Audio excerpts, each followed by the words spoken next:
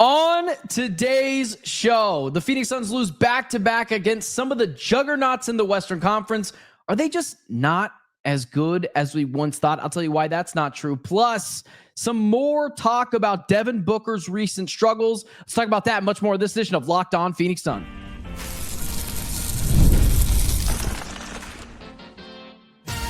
You are Locked On Suns, your daily Phoenix Suns podcast.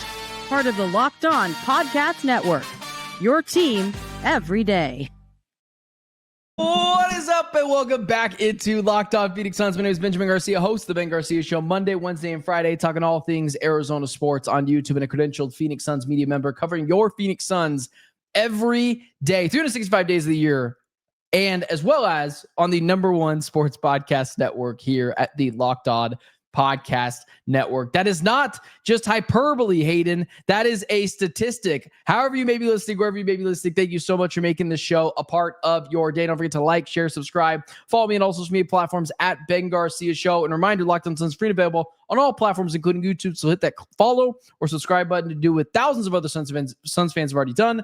Become an everyday and get locked on the Phoenix Suns right here each and every day. Today's episode is brought to you by FanDuel. Right now, new customers can bet just $5. And if your bet wins, you get $300 in bonus bets to use across the app. Head to FanDuel.com to get started. Joining me today, staff writer over at Clutch Points, coverer of the Phoenix Suns, and flexing on me just recently that he's got locker room access and I do not. I actually just learned 4 seconds ago that I don't got locker room access, so not cool enough to be in the locker room. My guy Hayden Cilley, what's up, man? How are you? Doing good. You just done flexing on me? Yeah, no, I thought we were gonna keep that under wraps, but yeah, I mean, you know what? I guess people are gonna find out somehow. So you told me not to say the other thing. It's fine.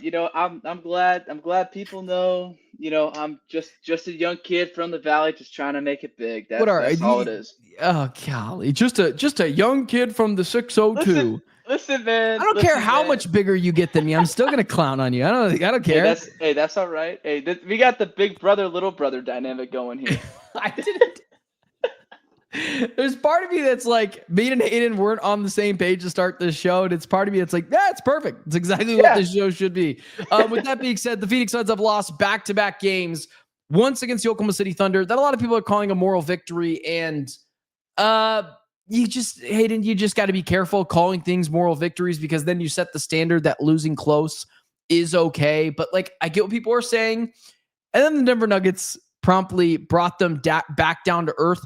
Let's start with that Thunder game, do a few minutes on that, and then we'll talk about the Nuggets game. What went wrong? Let's talk about that first, that Thunder game. I'll let you take it from there. I think a lot of it from what I saw on Friday was Oklahoma City's physicality. It was actually funny because my guy Dwayne Rankin posted this Twitter clip, and it took off. I'm sure you saw it, about Booker basically saying like, oh, well, they foul you, but it's not when you're shooting. It's on a drive. It's the moment you put the ball on the floor. It's basically the time when you're not going up to score, which I thought was really interesting. And he wasn't the first one that talked about that. I think it was Chris Finch of the T-Wolves that talked about that as well. I could be wrong on that, but I know other teams have kind of talked about this formula, so to speak, that OKC has in terms of their defense, but also a lot of it was just, SGA being SGA, the Suns willing to just let him play one-on-one ball, just so then that way it's a mid-range bucket instead of 3 points on the board, which is fine. I get that. You're gonna have the star do his thing. I totally respect that. But I think with that game too, there's just a lot of defense to offense for Oklahoma City, a lot of turnovers. I think I want to say the Suns had like over 20 in that game, which is a cause for concern. 20. A cause for concern at that end. But I mean, they played well, all things considered, considering that OKC has only lost one game and they clearly look like the best team in the league. Again, moral victories aren't really victories. Jordan Knott has said that repeatedly, but I think considering that they came into the game sort of with this expectation of like, okay, who really are the Suns? And mind you, Grayson Allen wasn't playing. Ryan Dunn's still been out.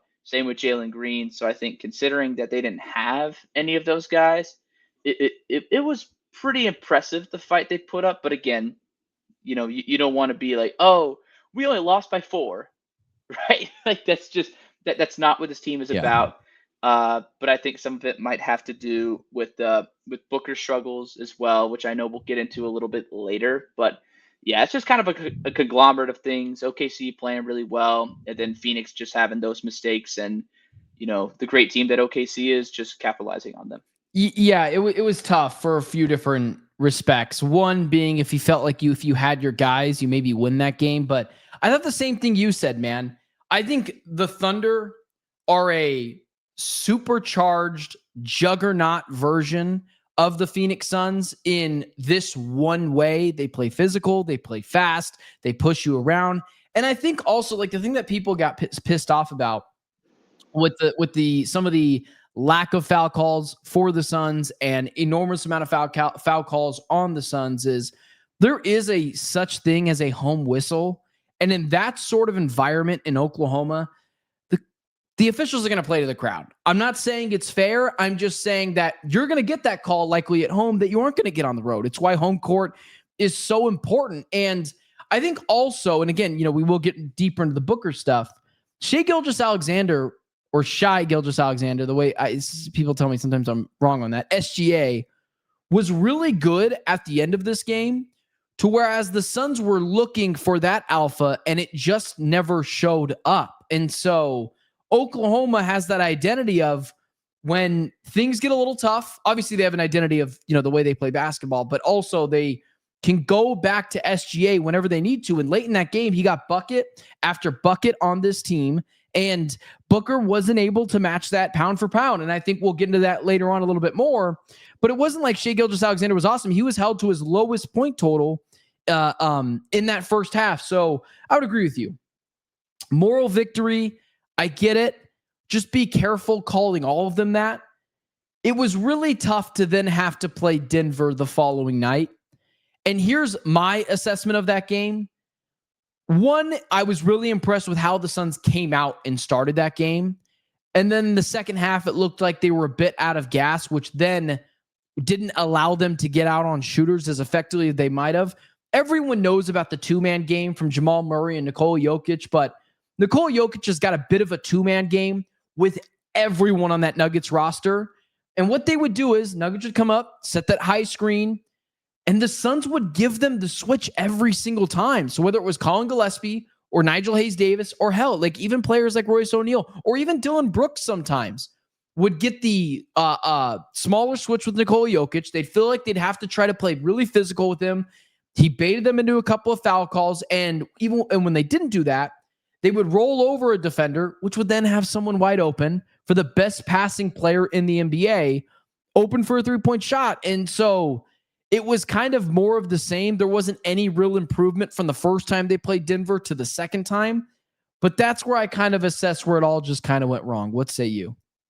Yeah, you hit the nail right on the head there. The first half was, it was the Suns' identity, right? Like competitive. They're going to defend every single possession. They're going to be scrappy. They're going to get their hands on the ball. They're going to disrupt the passing lanes.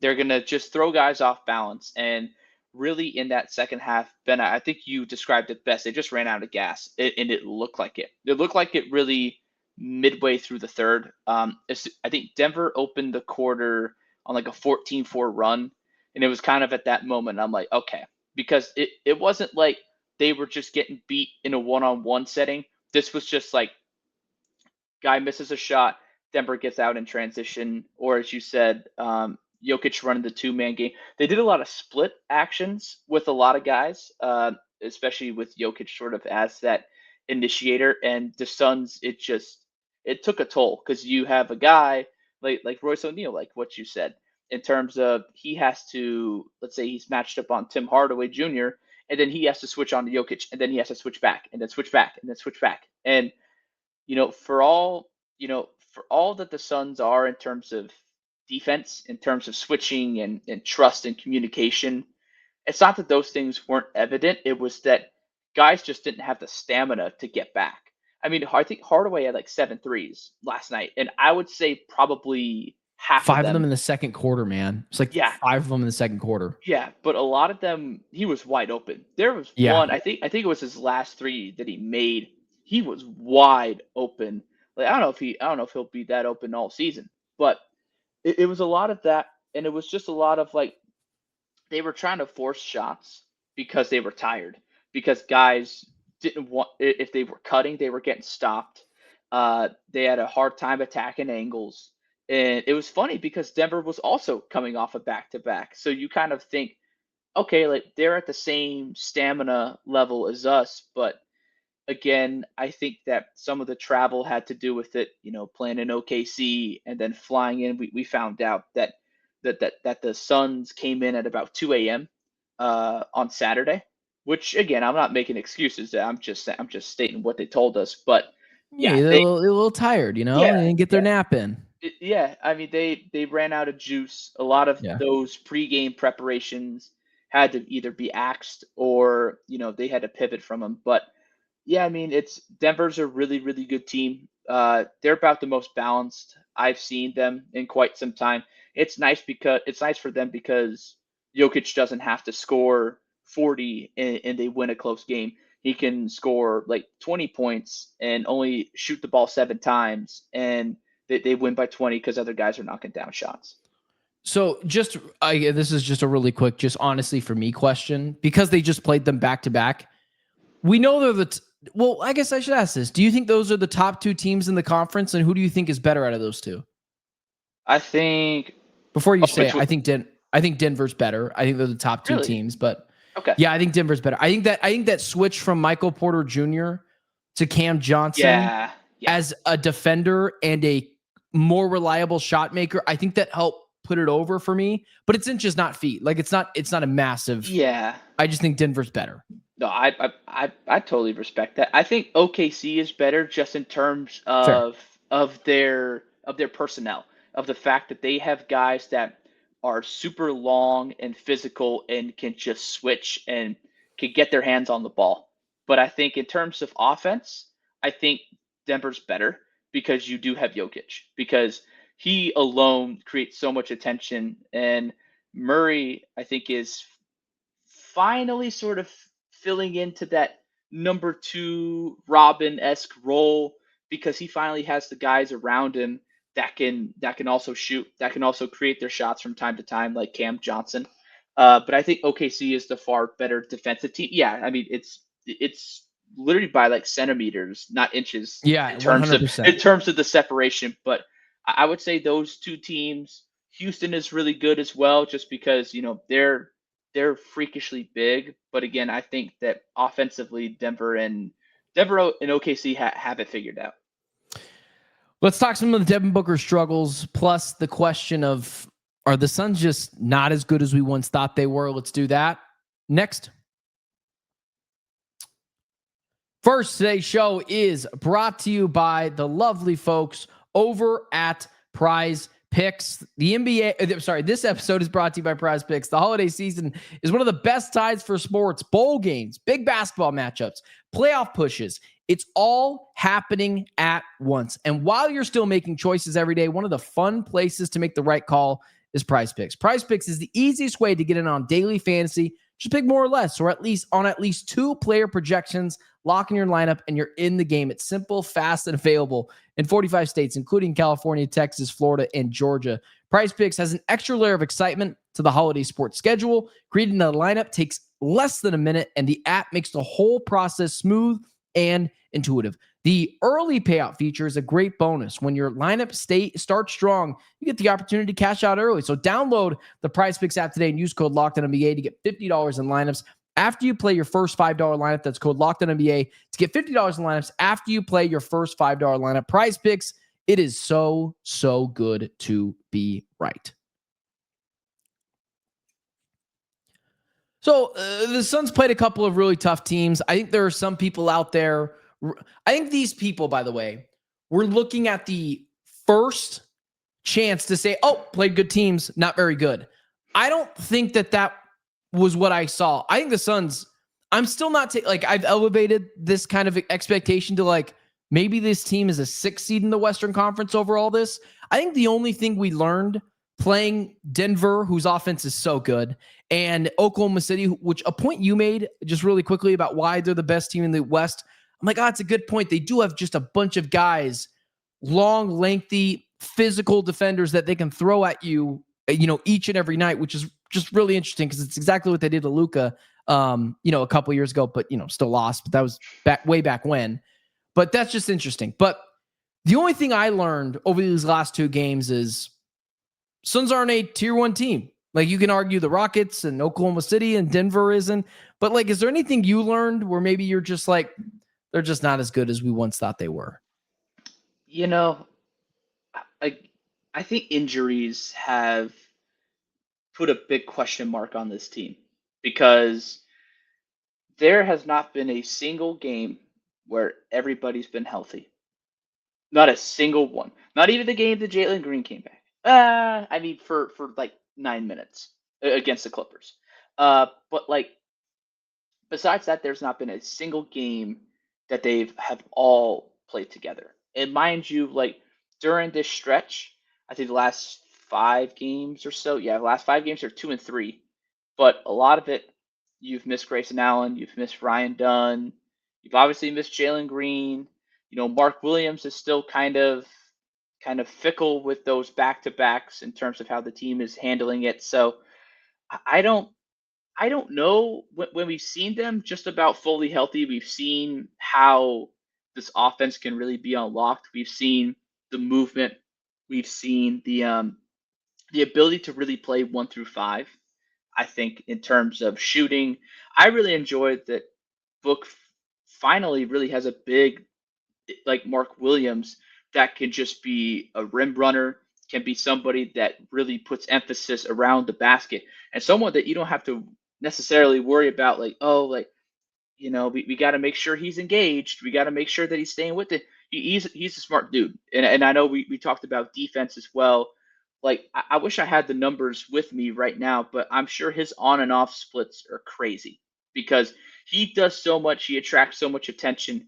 When they played Sacramento, I think he had like 21 points and I think 17 rebounds or 18 rebounds. Yeah, right around there. In like 25 or 26 minutes. Like, and I would say probably half a dozen of those were offensive rebounds. And not just like they fell in his lap, but he had a couple guys around him and he's just going up and snatching them. And so I think a lot of this team really is predicated upon if he plays, because that's a big thing. Because against OKC, he played. And just his ability as a screener, his ability as someone to, like I said earlier, just to put pressure on the basket, to be a true threat, to be a lob threat, to be someone where he can catch it in the high post and actually do something with the ball. And not to say that other Suns centers can't, but they can't. I know you will say that, but they can't. No, I mean, Nick Richards is still trying to figure out how to set a proper screen. So, you're right about that. I've seen too many offensive fouls. I've seen too many illegal screens in the last week from Nick Richards. That I'm starting to lose my mind a little bit. But no, I mean, yeah. I mean, it's nothing unreasonable either. It's not like we're sitting here like, he's this and this, but like, I don't know if it's a timing thing. I don't know what it is, but Mark Williams, I think Mark Williams rarely called for illegal screens, or if he is, it's just because his foot slid. That's because his defender dragged him. But that's kind of besides the point. Well, yeah, Nick Richards. I think it's all a patience thing. I think he's moving way too quickly than the play is developing. So instead of setting the screen, doing that job, he gets to set a screen, immediately thinks, okay, now I got to roll, and it's really bad. Let's move over to Devin Booker, really quickly. Who, you can't say a bad thing about, or people on social media are going to be on your head. Yeah. And listen, that's the lane I live in. It's crazy. You always, it's what I'll tell you. And the same thing I've been telling the viewers is to criticize Devin Booker in Arizona, in Phoenix, you have to first list all of his accolades so that they know, you actually think Devin Booker's good, but he's been struggling. So we'll do that. We'll talk about Devin Booker, and let's do it Next. Today's show is brought to you by FanDuel. NFL Sundays move fast. One big play and suddenly everything feels different. That's what makes live betting with FanDuel so exciting. You're not just watching the game, you're reacting to it in real time. With FanDuel, you can place bets as the action unfolds. Every drive, every momentum swing, every highlight play. Live betting is the best when the game starts to shift, a receiver gets hot, defense tightens up, or the momentum flips after a turnover. FanDuel lets you jump into the moment. Live spreads and money lines adjust instantly. Player props update as soon as guys heat up. You can bet next touchdown scores, drive results, totals, and more. It keeps you locked into every snap, every drive, every possibility. So if you want to be right in on the action this season, visit FanDuel.com and place your NFL live bets all season long. FanDuel, the game moves fast, and so can you. So as we were saying, Devin Booker, he wasn't actually awful. So here's the other thing I'll say. I'm not going to do the whole song and dance Devin Booker accolades thing. People who know how great I think Devin Booker is, how important he is to this team, how I was one of the few people I feel like really advocating for that extension and not trading him because it didn't make any sense. It's not actually Devin Booker, the playmaker. Yeah, he's had some games where it's been some bad turnovers, but in the Oklahoma City game, he sliced and diced that defense, finding guys open. I think playmaking, he's actually been exceptional in the last two games. Has also kept the turnovers down over the last couple of games. He was really bad in that Kings game, shooting the ball, but the playmaking has been there. He's making the right pass. He's driving in and kicking it out. He's bringing those turnovers down. He's being a little bit more patient. However, he's shooting the ball horrendously. Last night it wasn't terrible, but I think he had 8 shots total last night, which was less than Royce O'Neal and I think less than Grayson Allen. Wasn't great. The excuse can't be he's just getting a bunch of bodies thrown at him, because if that's the case, you're a $75 million a year player. Every elite, every supermax player sees a lot of bodies every night. It can't be this consistent that opposing teams are actively making you ineffective scoring the basketball. What's your take on why Devin Booker is struggling? If you say it's the body thrown at him, if you say it's the injuries, I can buy into that.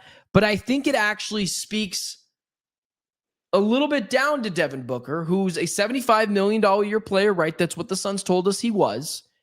And he can't find a way to get going. I also think that when things aren't going well for him shooting the basketball, he forces his way into some really dumb turnovers. He tends to force the issue, tries to, get to the foul line with just some Shai Gilgeous-Alexander, Nikola Jokic level awful foul baiting. And I think playmaking's been well. Shooting the ball has been really bad. What's your take on it? Ben, I think something really interesting here is that he's shooting a high volume of threes, and he's not Crazy. Which is good, but let's be real. Devin Booker's not known for being a 3-point shooter. That's just not Never. his game. Never. That's not his game. And I am all for him being willing to take more threes and to buy into the offense. But at some point, there has to be a time where you don't even have to run a play. Just give him the ball in the mid post and just let him go to. They let Dillon Brooks do it. They let Dillon Brooks do it like half a dozen times a game, and he makes it. Why not allow Booker to have that kind of freedom and get a one-on-one like that? Granted, yes, he's going to be doubled, and he's going to find. I also think a thing with Book is that he's almost too selfless sometimes. He wants to get guys involved, and I have a lot of respect for that. He is more than willing to. If he gets doubled, he knows Royce O'Neal's going to be open. Grayson Allen's going to be open. He knows that Ryan Dunn could be open, right? He knows that these guys could be open, and he's going to get them the ball because it's the right play. He is not a guy that's going to force anything, but at some point, there has to be a time, and I think this kind of falls on coaching because it does in turn point back to how selfless Booker is and that he wants what's best for the team if that means that he's not the one taking the shot and it's somebody else taking a wide open shot. But I think there has to be a few times a game where it's like, okay, Book's in a funk. We're gonna run the specific play for him where he's gonna have the ball or he's gonna or even something as simple as a pin down, right? To get him moving off the ball. I wish that they did that more with him. Yep. But I know that with Grayson Allen coming back, because a big thing for me as to why I think he's been struggling also is the fact that there's no Grayson Allen out there. Yep. Because you don't have another floor spacer, not even someone that can simply shoot the three, but just someone that the defense respects a lot. And that way, if you double or even if you play lazy or you hedge off of Grayson Allen to come help Devin Booker, Book's going to find Grayson all day. I mean, we saw that in that game against New Orleans where he had I think it was 10 threes, I want to say. He dropped that 40 piece. And so a lot of it comes down to, I think the coaching staff needs to really have a few plays a game, even if it's not an efficient look. Just, okay, you know what? You're shooting a bunch of transition threes. You're not playing your exact game. Let's get you the ball. Let's get you into spots where you're comfortable, even if the numbers say, oh, well, this is only a 35% shot versus a three-pointer that could be 10 percentage points higher. I'm all for numbers. I'm all for analytics. But at some point, you have to understand the eye test. And Booker definitely passes that, especially in the mid-range. Even if he's going to take his, 3 or 4 dribbles, step back, fading away, and he makes it, right? You got to live with those kinds of shots. You can't put your players in a box. You can't put your players in a box because the offense needs to run this way. And I'm all for Booker being like, well, I want what's best for the team, But at some point, you got to be like, no, give me the ball here. Let me go to work. I need that ball, but some of it falls on the coaching staff too to be like, hey, This play is going for him. Nobody else shoot it. Nobody else do anything silly. Let him take the shot. But again, I'm not a coach, but that's kind of my 2 cents on it. Dude, I bring people on the show because I think someone with the loud opinions of me need to be tested with people who I think are smart and study this game as well. And the one thing I said to John Voida last week, he agreed with me, said it with you. I didn't say it specifically tonight, but I've been saying it I like what Jordan-Knott's been doing. I really do. But it is his job to scheme up looks for Devin Booker. I've been saying this for a couple weeks now where it's there needs to be 3 to 4 plays a game. Maybe it's 2 to 3 where Booker's struggling and you have an exact play ready to go for Booker in the mid-range. And whether that's a side out, whether that's under the basket, whatever it is, right? Whether it's just getting him to the line. Seeing a bucket go down, I think does a lot of things just differently mentally for a player, especially when he knows that was for him. So couldn't agree with you more. Some of it falls on Ott. Some of it falls on Booker's just got to shoot more efficiently. The Suns got the Los Angeles Lakers tonight. A team that I was pretty wrong on. I thought the Lakers, there was a chance they might just implode this year, but turns out Austin Reeves is awesome, and Luka has been great, and LeBron isn't skipping a beat at 41 years old, continuously being the greatest basketball player of all time. What are you looking for tonight with a little bit of a revenge game for former Laker for 10 seconds, Mark Williams, huh? Yeah, and DeAndre. That's right. Well, he's not back in Phoenix, so he. Oh, that's right. Well, yeah. also Ayton is also Wait, I think Ayton actually might be back. I'd have to look in that. Oh, okay. Because Ayton was injured for a little bit there, but I think he actually might be back. But either way, Mark Williams as well. Thing to note from Jordan Knott yesterday in his presser, he did say something new popped up from Mark Williams in that Oklahoma City Thunder game. No one is, to what degree, I don't know, but we'll see if he plays tomorrow. But sorry, what are you looking for? Yeah, you are going to face another set of elite playmakers, except these guys are different because they're not Nikola Jokic. They don't have his size. Granted, Luka's a big guy, LeBron's a big guy, and they're just going to be able to move around the floor a little bit better. But I think a big thing too is that, again, they just want to be disruptive. If the Suns are disruptive, especially in those passing lanes and really at the point of attack and just pressing up on them, making life difficult. Because I will say this. The thing that has impressed me most about the Suns defense has been their ability to be physical without fouling. That is such an art. It is such an art because you can be overly aggressive and you get fouled and you can send a team to the free throw line within the first 5 minutes of the game. But the Suns don't seem to do that. They seem to be very disciplined on that side. But again, I think if Mark Williams plays and if he is 100% good to go, he, in my mind, truthfully, has been this team's MVP all year. And not from a statistical perspective, but in terms of how the defense looks, in terms of how the offense looks when he's out there. And I've seen games where he'll have 8 points and he'll grab 12 rebounds. And if he's not in the game, they lose. And I think the same thing could happen for tonight.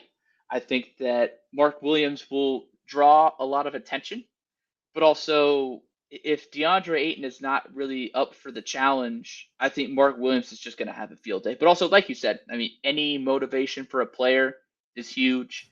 I think Mark Williams will definitely have his fun knowing, hey, this is what you guys could have gotten. And here is a team that has taken a chance on me. But also, I think it'll be a fun coaching matchup with Ott and with Redick, two of the more younger guys in the game. Especially with Redick, I won't lie, I was not sold at first, but I've been I'm still not really sold. I've been impressed with what he's been able to do quickly, especially on the defensive side. He was about ready to be fired before they stole Luka Doncic from the Mavericks. So yeah, I want to see him in a playoff series first. Same with Ott. Like I like Ott, but like let me see you in a playoff series first where you're going up against some of the best, and each and every night they can expose that one flaw. So like I know what you're saying. I know what you're saying, but it's also like I have a hard time giving credit to anything the Lakers do. For me, I think it's for me it looks like LeBron. It's going to be a back-to-back game, by the way, for the Los Angeles Lakers. I know a lot of people have been complaining about they've got the Pelicans tonight. They got the Pelicans. Is it at home for them? Oof, that's a good question. I was going to say because if that's the case, then. Yeah, I don't want to say. Okay. I mean, it's a home and home. I mean, I don't. Yeah, they're still sleeping in their bed. I'll say this: the Suns have had, I think, 2 back-to-backs or 3 already. No. Hold on. They've had 3 where they've had to travel. Oh, sorry. 3 where they've had to travel. No, but but you're right. They've had 4 in total, and they've had the most out of anybody. I think they play the most amount of games. And it's funny because people will say, "Oh, well, our team has a back-to-back," but it's like, dude, have you looked at their schedule? Like I think they played like 6 games in 9 or 10 days. It makes my life easier. Yeah, from playing against the Lakers to Houston on Friday, like they'll have like 4 days of rest, which they haven't had really all year. Rockets, Kings, Oklahoma City, Denver, Lakers. 5 games in 7 days. Am I doing that right? 5 games in. Yeah. 5 games in 7 days. I want to say You know, I didn't think of it like that. I just don't like, complaining about scheduling. I'm like, I play the teams in front of you. Everyone plays the same teams. Well, I mean, I know a little differently how many times because everyone in the Eastern Conference gets, the Wizards 15 times. But, or Charlotte. Or Charlotte, those teams, right?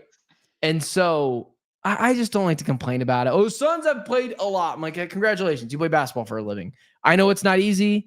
Yeah. Figure it out. You make millions of dollars. I'm sorry. I don't necessarily feel that bad for a lot you. of the time. Did you go to bed at 2 a.m.? Even what's it called? Even Booker talked about it. Booker talked about it last night. He's like, nobody feels sorry for us. He's like, why would we feel sorry for us? He's like, we played this game. It is what it is. Booker's post-game press conferences recently have been very good. Like if you're talking about leadership, I thought what he said about OKC was awesome. I was like, why are people so upset? And then last night too. I like that he nipped it in the bud talking about like, we play basketball. We're not fighting fires. We're not saving people's lives. Like we're going to be okay. It's another reason why I'm like, there's the leadership factor from Book. I think just like, again, Book is doing a lot of things really well. He just got to score the ball more efficiently, and it's going to take it to another level. And I think at some point he's going to figure it out, especially when he gets some guys back. Who do you think? You think the Suns win tonight? Actually, yeah, I do. I think just them coming off of rest, they've been really good following losses. That's it. That's one thing I've learned. And again, just having the time. You're playing in LA, so it's not that far of a destination. And yeah, I mean, I just think you're better rested. You might have some guys coming back. I think from what I heard from Jordan about Ryan Dunn was like it's just a pain tolerance thing. Mm-hmm. Allen, I think when he played against Denver, he had a lot of open looks. It was just stuff going in and out. So I'm sure that'll change a good amount. Obviously, if Mark Williams comes back, that's your big bonus. But we've seen what this team bounces back really well. Yeah. Unlike last year's team, which we won't talk about. But I always love finding a way to make fun of last year's team, because then it means I get to poke some fun at Kevin Durant fans and Bradley Beal fans, even though it wasn't all their fault. But it is. I got to rattle the cage a little bit in a 36-minute podcast. Right. With that being said, guys, Suns got the Lakers tonight. I also do think they win. This team has earned the right for me to say, yeah, I feel good about them coming off a back-to-back losses against some of the best teams, and not just the Western Conference, but in the NBA. There will be a post-game show following Suns Lakers. I will be very tired, which means I will be, very, maybe not so sober-minded, given the fact that I'll be so tired. Not that I'll be drinking. Just stop talking. This is the point of the podcast where it's like, just stop talking, Ben. Just stop talking. I'll be very tired. I'm not very good with these late night games, which means there will be no holding back for me. But I think we're going to be talking about a Suns victory against Los Angeles Lakers, and it'll always be fun talking about. Plus, Luka Doncic, Devin Booker, rivalry renewed. So stick around to Locked On Phoenix Suns. We'll be talking about that throughout the week, and hopefully the Suns get a dub. And we'll talk to you guys tomorrow.